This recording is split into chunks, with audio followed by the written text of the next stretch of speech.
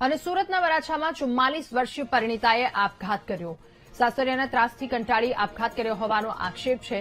સીમા વાઘાણી નામની પરિણીતાએ ઝેરી દવા પી જીવન ટૂંકાવ્યું. સાસરિયા વારંવારના ત્રાસથી કંટાળી આપઘાત કર્યાનો આક્ષેપ છે. પરિણીતાએ 25 વર્ષથી સાસરિયા પક્ષ હેરાન કરતા હોવાનો આરોપ. તો મૃતકના પતિ સુનિલ વાઘાણી ડાયમંડની ઓફિસમાં નોકરી કરે છે.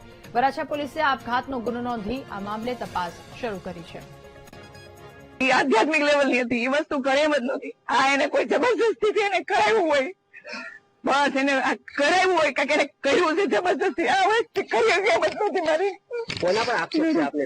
કોના દ્વારા આ કરાવવામાં આવ્યું તેના આક્ષેપ? એના ઘરના બધા સભ્યો એકો એક ટોર્ચર કરે, મીટિંગ ના બોલાવીને અમને બધાના નામ દે. મેન ઓલો કમલેશ બહારનો વ્યક્તિ છે, એને ઘરની અંદર ઉપાડવાની જરૂર હોય. બેન, કેટલા સમયથી ટોર્ચર કરવામાં આવતું? છેલ્લા મહિનાથી, 1 મહિનાથી સતત ટોર્ચર એની ઉપર કરતા હતા. ઝઘડો અવારનવાર એને થતો અને લગભગ મેરેજની લાઈફના 25 વર્ષ થયા છે અને અમને અવારનવાર આ બાબતે એ લોકો બોલાવતા.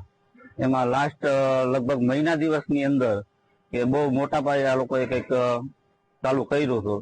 એમાંથી એમને એ લોકો અવારનવાર બોલાવીને ટોર્ચરિંગ કરતા.